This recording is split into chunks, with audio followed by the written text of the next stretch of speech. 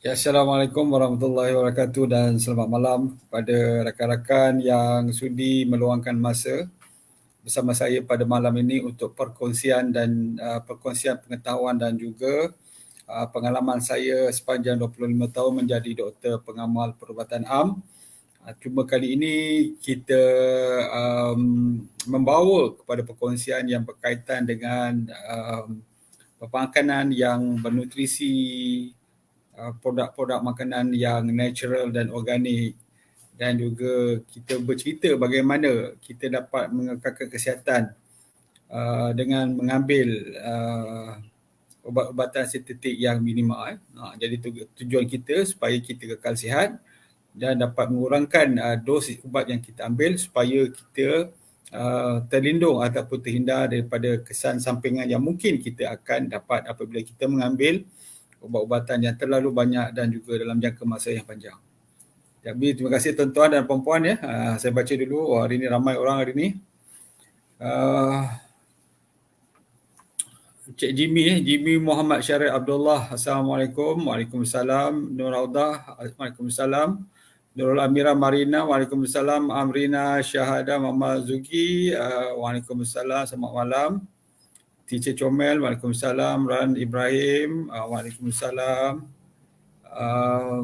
Mavia Artamivia. Terima kasih. Ashikin Awal. Assalamualaikum. Waalaikumsalam. Hasfariyah. Waalaikumsalam. Udin Sidi. Waalaikumsalam. Terima kasih kerana berkongsi puan ya. Jadi kita nak bercerita tentang apa? Tentang cuka kan, vinegar. Apa tajuk kita punya perkongsian pada hari ini? Iaitu amalan cuka dalam penjagaan kesihatan. Kita biasa mendengar perkataan cuka ni, cuka buah-buahan yang kadang-kadang kita dapat lihat daripada di pasar raya, ada cuka sintetik, ada yang cuka yang kita gunakan dalam pemerapan yang kita sebut sebagai yang organik ataupun yang natural. Jadi cuka ni sebenarnya dia bila kita nak buat cuka ni dia mengalami dua proses. Pertama sekali ialah selalunya buah-buahan yang hendak dijadikan cuka tu akan dihancurkan atau di-crush maksud dia betul-betul dihancurkan. Lepas tu dia akan difermentasi menjadi gula dan kemudian selepas gula tu dia akan menjadi alkohol. Kemudian bila dah jadi alkohol, langkah kedua dia akan meletakkan bakteria yang kita sebut sebagai Acetobacteria species supaya fermentasi ini yang banyak gula, yang banyak alkohol dalam tu akan berubah menjadi acetic acid. Jadi kalau kita setakat melakukan staging pertama tadi, proses tadi, dia akan membentuk alkohol, tetapi apabila kita tambah sikit dengan bakteria, Acetobacteria species ni, dia akan meneruskan daripada alkohol, gula ni menjadi acetic acid yang merupakan sebagai komponen yang utama di dalam cuka buah-buahan ni. Jadi kita nak menyebut tentang tin, cuka tin. Cuka tin ni adalah kita ambil sebab apa? Sebab dia penuh dengan nutrisi. Tin ni, buah tin ni sendiri mempunyai pelbagai mineral, pelbagai vitamin dan juga disebut dalam Al-Quran. Sebab tu ya kita mengambilnya sebagai satu keberkatan itu je.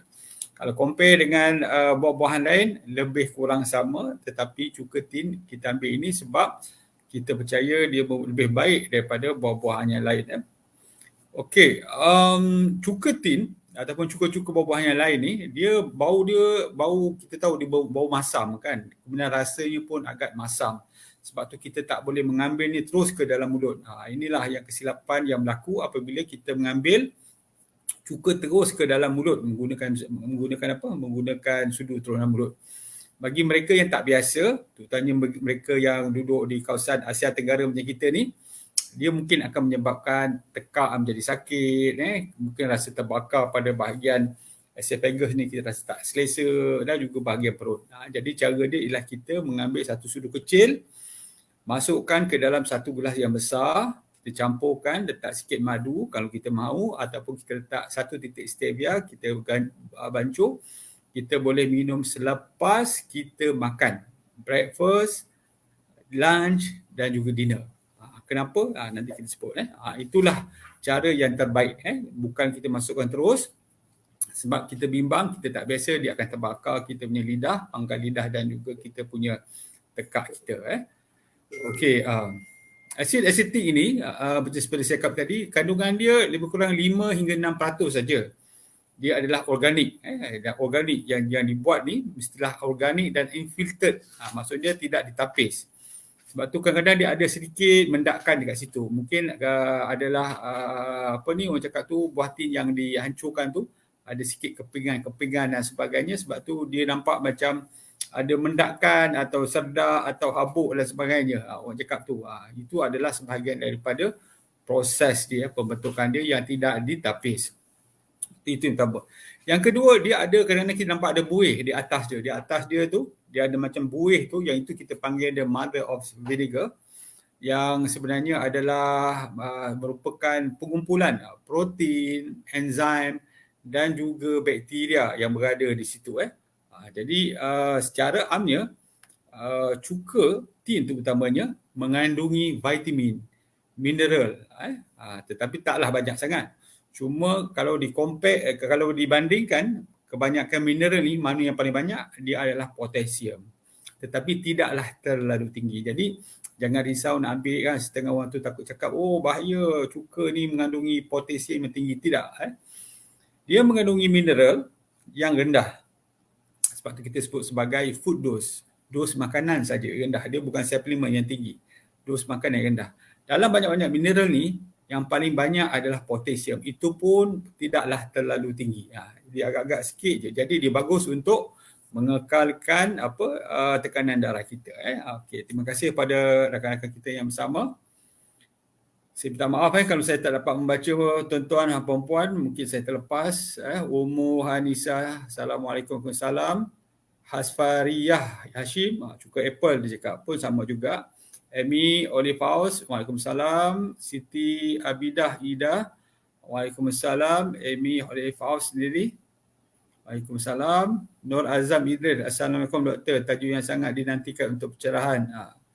Farina Tarmizi, macam mana dengan cuka kurma? Lebih kurang sama. Cuma berbeza dia adalah dia punya nutrien. Dan antara nutrien sebenarnya tak banyak sangat perubahan dia. Tidak terlalu banyak dia punya perbezaan dia. Bunda Safiah, alhamdulillah, terima kasih doktor. Okey. Kita nak berceritakan pertama sekali apa kelebihan cuka ni. Tadi kita tahu bagaimana proses dia. Ada satu lagi proses yang kita sebut sebagai white vinegar. White vinegar ni dia bukan cider. White vinegar ni sebenarnya diambil daripada alkohol. Maksud dia katakan kita nak buat cuka kan, dia ambil alkohol yang dah sedia ada daripada buah-buahan tadi, terus difermentedkan menjadi cuka. Itu berbeza. Tadi yang kita ambil daripada buah. Yang ni kita panggil cider vinegar, daripada buah, alkohol, kemudian terus kepada cuka. Sementara yang tadi daripada cuka terus kepada daripada alkohol kepada cuka. Yang ini kita sebut sebagai white vinegar. Itu perbezaan dia. Okey. Kalau tanya saya mana lebih baik, kita ambil cider vinegar sebab dia natural. Okey, yang pertama sekali, cuka buah-buahan ni, cuka buah-buahan itu utama cuka tin ni, cuka buah-buahan ataupun cuka tin ni bagus untuk menurunkan penyerapan gula dan seterusnya dapat merendahkan tahap gula dalam tubuh kita. Yang ini kena faham. Cara yang terbaik sebenarnya untuk mengurangkan atau mengawal gula dalam tubuh kita, terutamanya bagi pesakit diabetes, ialah dengan cara mengurangkan pengambilan refined karbohidrat ataupun makanan berproses, karbohidrat yang berproses dan juga gula. Gula putih yang selalu kita ambil dalam minuman. Pengamalan cuka tin ni sebenarnya membantu. Macam mana dia membantu untuk mengurangkan gula dalam tubuh dia? Ingat tak saya cakap tadi bahawa pengambilan cuka tin ni paling bagus kita ambil 1 sudu, campurkan ke dalam segelas air, kemudian kita minum selepas makan. Sebab apa? Sebab dalam satu kajian menunjukkan bahawa cuka tin ni terutamanya dapat meningkatkan insulin sensitivity sebanyak antara 19 hingga 34%. Maksud dia apa? Maksud dia seolah-olah macam metformin yang kita makan kan. Ubat metformin tu sebenarnya meningkatkan insulin sensitivity dalam otot kita. Dan insulin dan cuka tin juga dia mendapat meningkatkan, dikatakan acetic acid ni dapat meningkatkan insulin sensitivity dalam tubuh kita antara 19 hingga 34%. Jadi bagus Jadi bagus untuk kita. Jadi kita kena ambil selepas makan supaya improvement Dan bagi mereka yang ada kencing manis yang ada kencing manis, kita boleh mengambil 2 sudu besar cuka, masukkan ke dalam air 1 atau 2 gelas dan kita minum sebelum tidur. Sebab apa? Sebab dia mengurangkan fasting blood sugar apabila kita bangun nanti. Jadi bila kita bangun nanti, bila kita cek gula, dia dapat menurunkan sehingga lebih kurang 4 hingga 5% tahap gula di dalam tubuh kita. Jadi bagus. Jadi orang kencing manis memang ataupun orang yang nak menurunkan tahap gula dalam tubuh, ambil selepas makan berat, sarapan, makan tengah hari ataupun makan malam, 1 sudu kecil atau 1 sudu besar campurkan dalam segelas air. Dan kita boleh buat juga 2 sudu cider vinegar tu sebelum tidur. Masukkan dalam 2 gelas air. Okey. Itu yang pertama Kita tengok lagi kebaikan yang kedua Kita tengok kawan-kawan kita sikit. Etika Dayanti, alhamdulillah. Terima kasih. Iha Ahmad, Assalamualaikum warahmatullahi wabarakatuh. Siti Zaliha binti Ahmad, Mak Siti. Terima kasih. Sarina Khairuddin, Assalamualaikum, Waalaikumsalam. Siti Mariam Bashari, Assalamualaikum warahmatullahi wabarakatuh. Cuka ada expired sebenarnya, ada expired ke? Cuka tin saya dah lepas expired date setahun, boleh konsum tak? Jadi sebenarnya cuka ni dia tidak ada expired date Dia semakin lama kita simpan, semakin dia masam. Sebab apa? Sebab berlakunya fermentasi. Cuma kalau contoh bau dia dah berbeza, bau dia bukan masam saja, dia dah lain sangat ataupun cuka tu dah menjadi terlalu keruh. Yang ini menunjukkan mungkin ada kuman-kuman yang lain dah masuk ke dalam cuka tu. Jadi yang ini kena buang. Tapi kalau cuka tu disimpan tempat yang kering, yang tidak terlalu panas, selalunya tahan untuk beberapa lama. Kerana kita bagi expired date 2 tahun, 2 tahun itu menunjukkan adalah masa yang terbaik untuk menggunakan cuka. Kena faham, dia adalah masa yang terbaik untuk menggunakan cuka, tetapi hayat dia boleh berpanjangan selagi dia rasanya tidak rosak. Selalunya kita ada rasa masam saja, tetapi ada rasa masam dan pahit, itu mungkin dah rosak. Ataupun warna cuka tu sendiri, dah berubah menjadi keruh, lebih keruh, yang ini kemungkinan sudah rosak. Yang ini kena buang. Okey. Alia Norisha Barudin, Assalamualaikum warahmatullahi wabarakatuh. Waalaikumsalam. Mak Siti kena ikut ni, boleh awet muda macam Rota, insya-Allah. InsyaAllah kita kurangkan ambil gula dan juga kita tingkatkan pemakanan yang berdosis tinggi, insyaAllah kita boleh membantu kita untuk menjadi lebih sihat. Bunda Safia, kalau doktor ada gastrik dan angin, boleh tak minum ke doktor? Selalunya tak ada masalah. Selalunya boleh minum dengan syarat kita dilutekan atau kita cairkan. Bagi orang yang mempunyai masalah gastrik, boleh mengambil selepas makan, sebab dia akan mempercepatkan ataupun memperbaiki ataupun memudahkan penghadaman. Sebab perut kita ni memang mengeluarkan asid.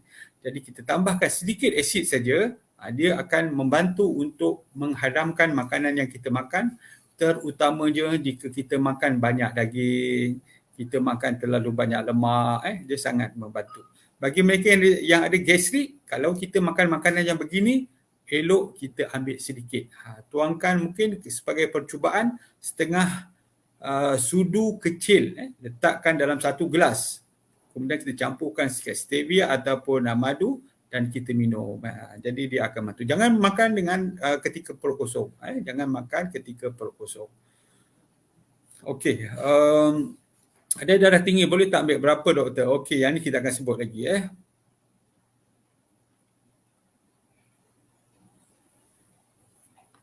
Tadi kita dah sebut tentang gula kan, macam mana cuka ni dapat membantu mengawal gula dalam tubuh.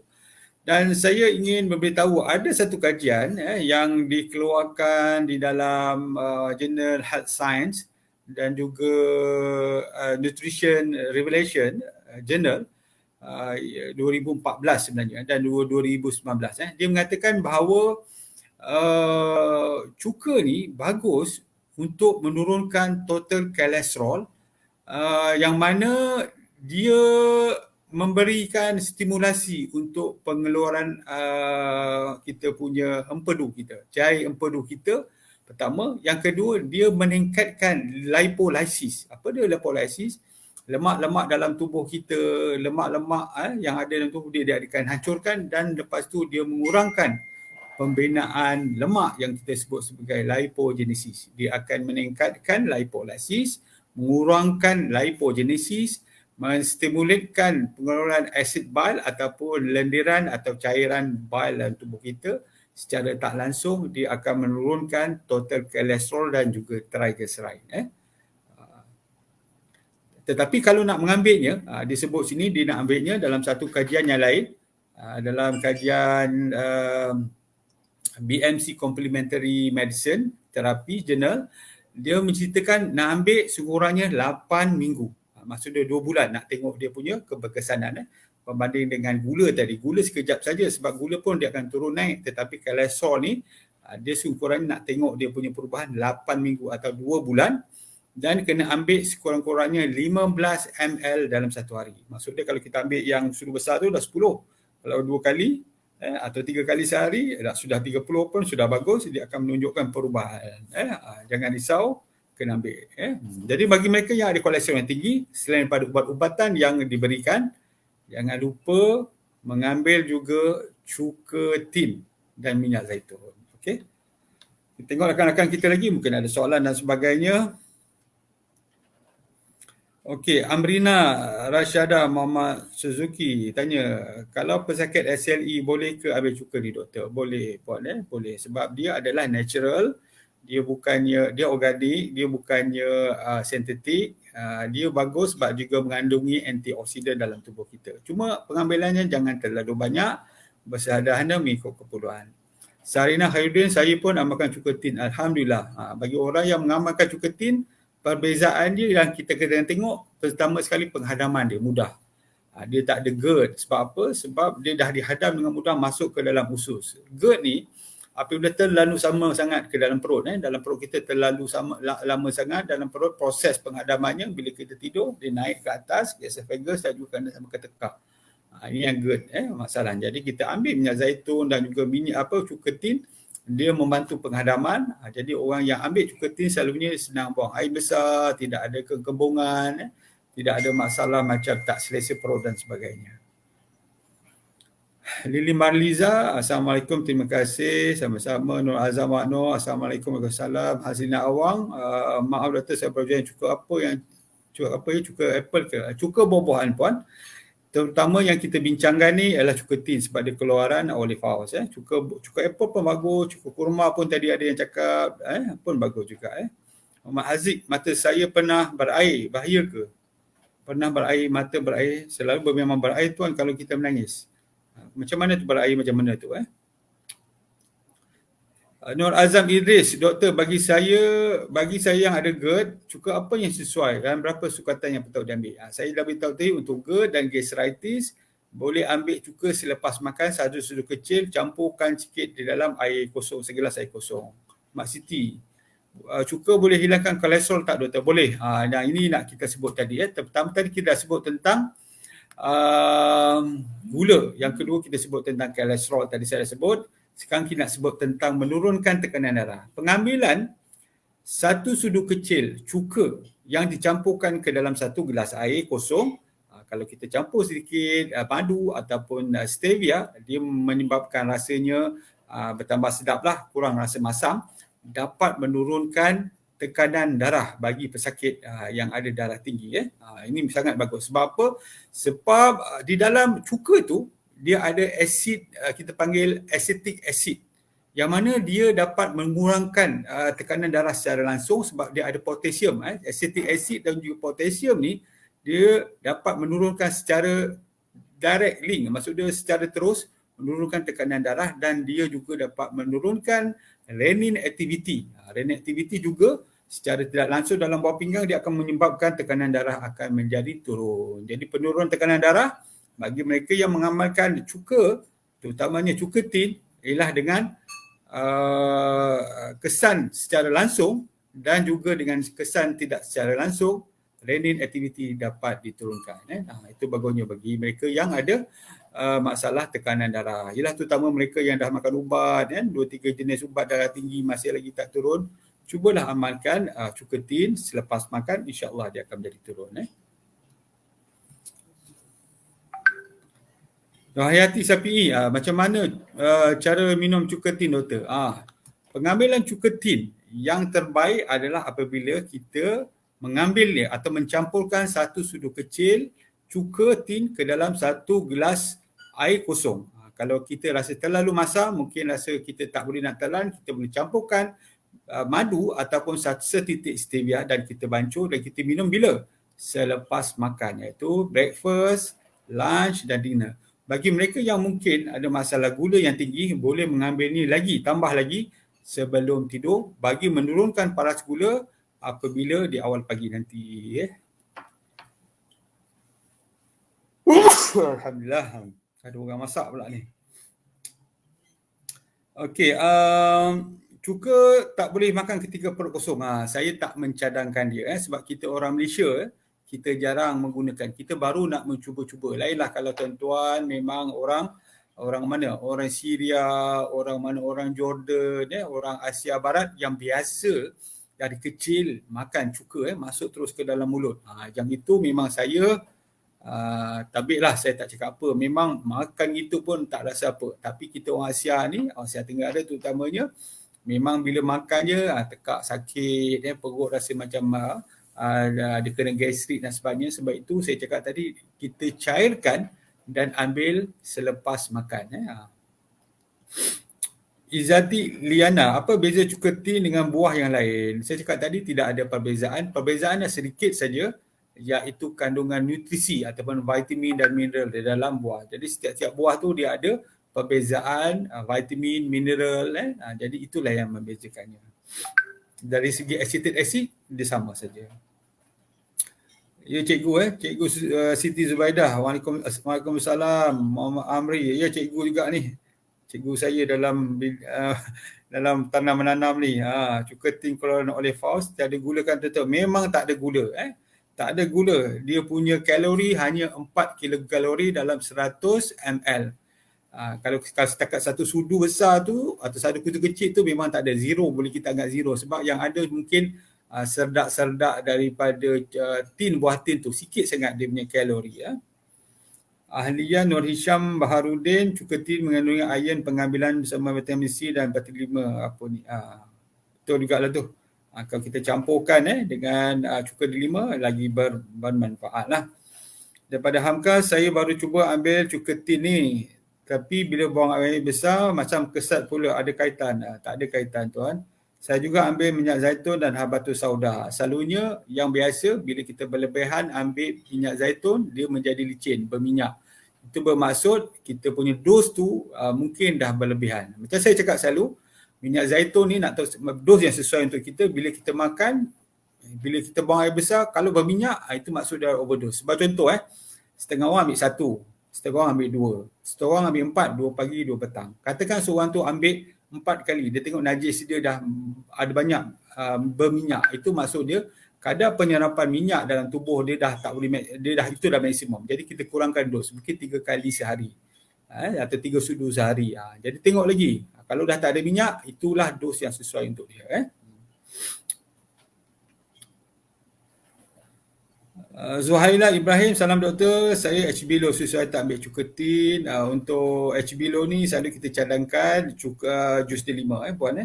Asfariyah Hashim, setelah makan cuka tin, ubat hospital perlu tak ke makan? Kena makan macam biasa. Saya cakap, saya bukan orang yang cakap tu suruh berhenti ubat hospital, gantikan dengan pemakanan. Tidak.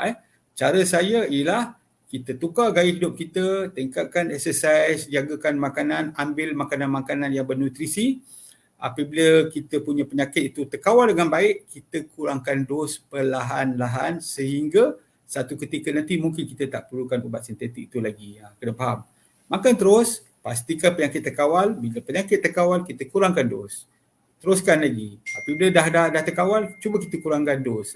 Itulah cara pendekatan yang selalu saya nasihatkan kepada pesakit-pesakit saya. Bukan terus berhenti ubat, ambil cukatin. Tidak sesekali. Itu sangat berbahaya. Nur Hayati Syafi'i, terima kasih. Muhammad Yusof, waktu bila paling sesuai ambil cukatin? Bolehkah dicampur dengan madu? Ini saya dah sebut tadi, puan. Harap Tuan Muhammad Yusof dengar tadi. Memang dah beberapa kali saya dah sebut tadi. Cikgu Muhammad Amri, terima kasih doktor. Sama-sama cikgu. Cikgu Siti Zubaidah, biasanya saya minum cukatin tak campur dengan madu.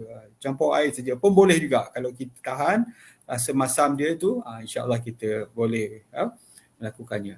Okey, untuk yang kelima. Ini kebaikan yang kelima ni. Cukatin juga dapat mengurangkan, membantu. Dia bukannya magic tau. Makan cukatin terus jadi kurus. Tak. Ini saya tak mahu. Takut orang nanti satu hari mengharap sangat kan. Berat badan dah besar, tiba-tiba mengharapkan makan cukatin lepas 1 bulan, 2 bulan tak kurus-kurus juga. Bukan itu cara dia. Makan cukatin, pengambilan cukatin ni pertama sekali, dia menyebabkan kita rasa puas. Itu yang paling penting. Menyebabkan kita rasa kenyang. Sebab apa? Sebab pertama sekali ialah dia punya penghadaman tu mengambil masa. Mengambil masa. Jadi kalau kita makan tu, dia akan mengambil masa sebab dia akan memproses makanan kita dengan lebih lengkap. Jadi dia mengambil masa. Jadi tidaklah kita terlalu lapar. Selalunya proses makanan dalam perut ni sekurang-kurangnya antara 3 hingga 4 jam. Kalau kita katakan baru 2 jam kita lapar lagi, bermaksud apa? Bermaksud kita banyak sangat mengambil makanan refined karbo. Kita ambil mungkin nasi terlalu banyak, mungkin air manis, roti canai dan sebagainya, menyebabkan 2 jam je kita dah rasa lapar balik. Yang itu yang kita kena elakkan, sebab bila kita lapar kita makan lagi, kita lapar kita makan lagi. Dikatakan cukatin ni dapat mengurangkan berat badan dengan cara pertama sekali dia dapat meningkatkan rasa kenyang kita. Itu yang pertama sekali. Dapat mengurangkan rasa kenyang pada tubuh seorang itu. Selain daripada itu juga dia dapat mengurangkan tahap insulin dalam tubuh. Dia meningkatkan sensitiviti insulin dalam tubuh. Maksud dia apa? Insulin kalau dalam tubuh kita tak terlalu tinggi, dalam sederhana atau rendah, dia tidak akan mengumpulkan lemak di dalam tubuh. Jadi apabila kita makan, dia tak terus menjadikan lemak, tetapi mungkin dia akan menjadikan tenaga. Sebab tu dia sangat membantu bagi orang yang nak kurus. Setengah kurus ni kadang-kadang bergantung pada genetik, tuan-tuan. Saya cakap ni kadang setengah orang tu dia tak makan 2-3 hari memang cepat dia kurus. Setengah orang tu dah cuba sebulan 2 bulan tak kurus-kurus juga. Jadi proses nak kurus ni sebenarnya kompleks, bergantung pada genetik, cara pemakanan dan sebagainya. Exercise dia. Setengah orang tu buat exercise tak juga turun, berzumba, berapa semua kan. Tak turun juga badan dia. Ada orang tu dia buat yoga je, duduk dan diam ataupun bertasbih. Dia dah dapat membantu mengurangkan. Itu semua bergantung pada genetik. Jadi kita tak boleh nak tengok orang. Setengah orang tu dia buat macam gini, setengah orang tu mungkin tak sesuai untuk kita. Okey tuan-tuan dan puan-puan, hari ni kita bercakap lagi tentang, masih lagi bercakap tentang cukatin dan penghujung ni. Kita tengok ni Nur Hayati Syafi'i, bila dan cara cukatin untuk kurus tu bagaimana pula? Saya dah sebut cara dia sama saja. Cara dia sama saja tadi. Dan Ibrahim, saya nak tanya madu Kazistan bila hampir habis, bawah tu dia pekat, mendap dan apakah puncanya? Itu sebenarnya adalah, kena faham, madu ni sebenarnya adalah gula. Ramai orang tak tahu sebenarnya. Dia ingat madu dan gula ni berbeza. Tak. Madu adalah gula, manisan yang diambil daripada tumbuh-tumbuhan, iaitu bunga lah, oleh madu ni, oleh lebah ni. Cuma kebaikan dia, madu yang situ mempunyai vitamin, mineral, enzim, antioksidan berbanding dengan gula putih. Gula putih hanya gula saja. Sebab tu apabila kita simpan dalam peti ais sebagai contoh, dia akan menjadi dehydrated, dia akan menjadi kristal, menjadi abu. Itu semua adalah gula. Sebab tu orang yang kencing manis pun apabila dia mengambil madu, tahap gula akan tinggi. Cuma baik dia ada enzim dalam tu. Sebab tu selalu saya mencadangkan untuk orang yang diabetes, cara terbaik mengamalkan madu ialah setelah berpuasa. Sekurang-kurangnya kalau tak makan pun 6 jam. Ambil 1 sudu. Yang itu dia akan membekalkan tenaga, membekalkan enzim, membekalkan mineral, membekalkan vitamin, antioksidan dan sebagainya dalam tubuh. Yang ni kan dia akan membantu untuk pemulihan pankreas. Jangan pula kita lepas makan roti canai, lepas makan minum teh tarik, kita ambil madu. Jadi dia tidak memberi manfaat. Adakah cuka tin boleh bantu pesakit empedu? Boleh puan. Yang ni dia ada satu teknik tu, iaitu dengan teknik yang kita sebut sebagai kita apa nak cakap dia punya teknik tu memang kita pressure untuk keluarkan dia, mengeluarkan batu-batu kecil. Ini bagus untuk batu-batu kecil saja. Kalau batu-batu besar dia tak mampu lagi sebab lubang pada saluran empedu tu kecil. Jadi kalau batu besar dia tak boleh nak lepas. Tapi batu-batu kecil macam sebut-sebut macam pasir itu mudah. Sebab tu untuk mengelakkan batu pada empedu sebenarnya kita kena ambil minyak sebenarnya, minyak sihat, minyak zaitun. Sebab apa? Bila kita ambil minyak zaitun, cairan empedu akan dikeluarkan. Bila dikeluarkan jadi kosong. Jadi kosong tidaklah terperangkap atau tidak ada mendakan batu dekat situ. Gula cuka tin pula tu dia akan menyebabkan lebih banyak batu-batu yang ada dalam pudih empedu tu dia akan menjadi lebih mudah untuk hancur. Yang ni batu ni yang paling penting sekali terutama pada ginjal. Pada ginjal memang akan nampak dia punya keberkesanan tu berbanding dengan batu pada empedu. Empedu bagus sekali ambil minyak sebab dia akan mengosongkan empedu. Sementara batu pada ginjal memang cuka tin. Selain daripada tu dia cuka tin ni kita gunakan sebagai antiseptik. Zaman dulu lagi orang tak ada antiseptik macam kita, tak ada ubat kuning, tak ada alkohol. Jadi apa mereka buat? Cuka di rumah tu letakkan dalam kain. Kalau ada anak-anak yang contoh ada terluka jatuh di pasir dan sebagainya, memang kita bersihkan dengan cuka. Cuma pedih sikit.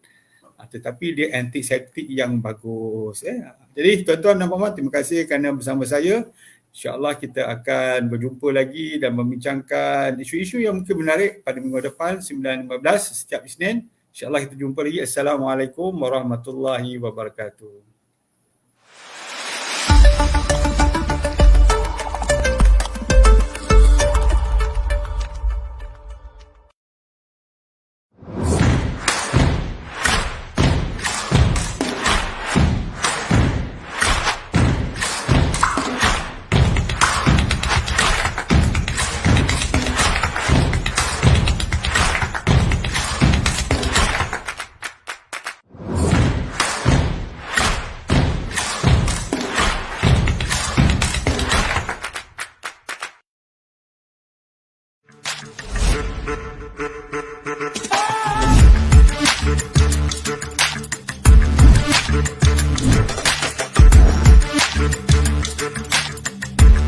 Thank you.